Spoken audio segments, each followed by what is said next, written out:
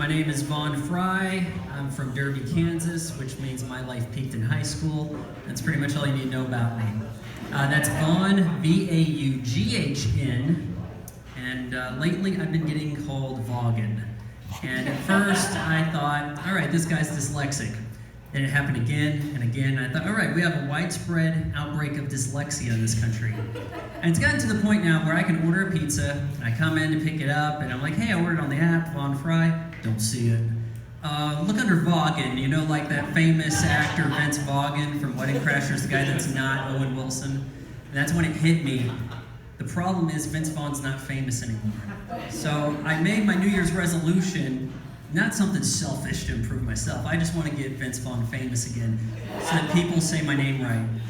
And I figure, you know, if I mention this enough, I can raise Vince Vaughn awareness like he's the new breast cancer and I'll be in the clear. But a couple weeks into the new year, he decided he had to shake hands with President Trump. And you know who noticed? The internet, because the next day was Cancel Vince Vaughn Day. So my job here is done. It's 2020. Isn't that weird sounding?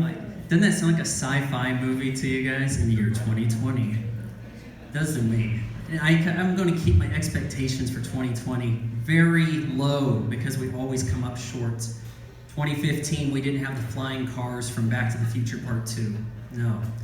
And just last November, we didn't get the amazing sex robots from Blade Runner, did we? No. Ours are way worse, I know from experience. Oh man, I'm thinking that the movie that correctly predicts the future is going to be The Terminator. So instead of flying cars, we get the streets paved with human skulls. Instead of awesome sex robots, we'll have shiny metal beasts that hunt us with plasma rifles at night. A lot of fun right there. Let's get, really work on that as humanity, we can come together and make James Cameron's vision of 2029 a reality. What do you say? Yay, extinction, yes. Speaking of more Terminator stuff, remember drones were gonna be a big thing? We were gonna have drones doing all this cool stuff, delivering packages. I ain't seen no drone deliver packages. Only thing I've seen drones do is get flown by unemployed hipsters. You know what we have is the next best thing? Porch pirates. They're like reverse drones. They swoop in, take the package off your doorstep like it was never even there. You know, I wouldn't even mind it so much if they had a theme. And I'm not saying they have to go full Jack Sparrow, well, you'll remember this is the day you almost got your Amazon package. Just give me the Captain Phillips Somalian pirates. Have those guys come at you from a machete. Please, by all means, take my Amazon Prime socks. You need them more than I do. Speaking of the future of Wichita sports, the Wichita Wind Surge. You guys like that name? Yeah. Of course you don't, because you got good taste. Man, I'm betting we could have had an XFL team. We could have had football here in Wichita. Yeah. What did we get? Somebody said, Wichita doesn't want football. Wichita wants the fast-paced action that is AAA minor league baseball. That's what Wichita wants. You know, we could have had a local team with 10 nationally televised games in the spring. No, let's not have that. Let's have the only national relevance we get from introducing our baseball team and everybody laughing at the name. That's what Wichita really wants right there. Wichita Wind Surge. What foreign focus group did they consult to get that name? Oh, hey, Wichita starts with a W. What do they got? Google that. Wind. Also a W. Alliteration. Let's see, do the math, carry the 1. Wind surge. It's a winner. No, it isn't. Look, if we have to go with wind, how about wind socks? Wind socks are an actual thing. Wichita Wind Sox. You know what? There's a lot of baseball teams with the last name Sox. It works. I don't even watch baseball, and that sounds like a baseball team to me. You could have officially licensed Wichita Wind Sox socks that you then give away to Pirates. It would have been perfect. Yeah, it's really the most popular last name in baseball, if you think about it. Yeah, now we're known as the blowhards behind everybody's back. Oh, is that what they're saying? Yeah. That hasn't made it to Derby yet. Blowhard, yeah. Makes a lot of sense, actually. Makes me want to go play. Are they even playing baseball right now? Is it a little cold out until today? Are they trying to? Yeah. I think it's got to 70 today, didn't it? Yeah. 72 tomorrow. Jeez. Switching gears a little, what else do I got to complain about? There was this Peloton commercial, came out about Black Friday last year. You guys either seen it or you heard about it.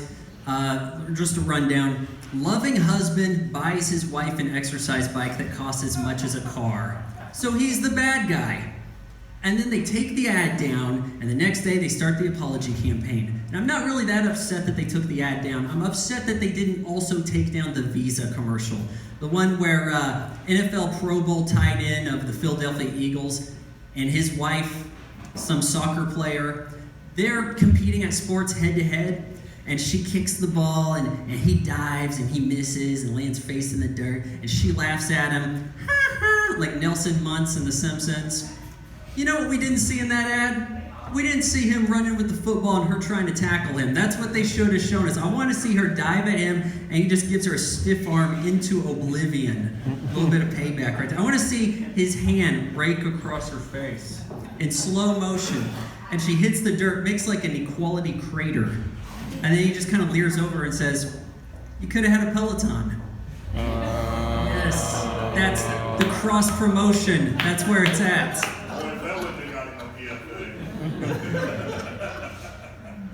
You gotta watch out for commercials or ads online. I'm noticing, because online they seem to know your location. That's the way I see it. Because I'm looking on like supposedly reputable news websites like CBS, and at the bottom I see some fake articles, and I almost want to click on. Like, there's this one I see, and it's got these 4 Asians, and they're in matching sweatshirts, and they're standing in front of a brick wall, and right below that it says, "This derby startup is shaking up a $4 billion industry," and I'm like, I'm unemployed, maybe they're hiring. Wait a minute. Derby, Kansas doesn't have 4 Asians. Oh man, I'm thinking that my phone is even listening to me. Because now, just this week, I've been seeing a whole new ad on supposedly reputable news websites like CNN. Just right at the bottom, it says, there's this gal, she's got some business attire. Right below that, it says, "Mulvane's hottest defense attorneys." I'm thinking, what is my phone hearing me say where it's like, well, this guy's going to prison, and he might want to get a future ex-wife. Yeah.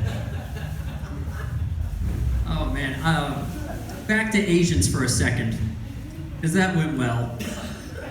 What is the deal with these little Chinese boys? Every one of them that plays a violin, we have to call him a genius. Like, we haven't seen that a million times already. I'm assuming all of them can actually play the violin. And come on, the kid's got the sheet music in front of him. He's got some adult pointing at him. Like,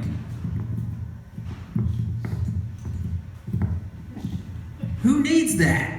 I don't get this. The music he's playing, classical, we have an abundance of recordings of. They're not lighting up the Billboard Hot 100. No. You know who plays their own songs? Slash. Yeah, Slash plays guitar, wearing sunglasses, and smoking a cigarette. He plays music that he wrote. He doesn't have the music in front of him. He doesn't have some glorified mime pointing at him during the song. Unless there's somebody in the crowd that's a mime. There could be. They play a lot. They're hit songs he wrote. Yeah, so who's the musical genius Asian now, huh? Well, the spoilers, I looked it up, and Slash is everything but Asian. But you guys didn't know that. Or judging from the silence, you did. It's quite possible.